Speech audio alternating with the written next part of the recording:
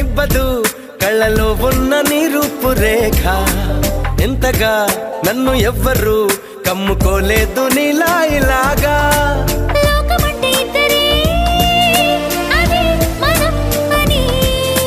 స్వర్గం అంటే ఇక్కడే అంటే సరే అని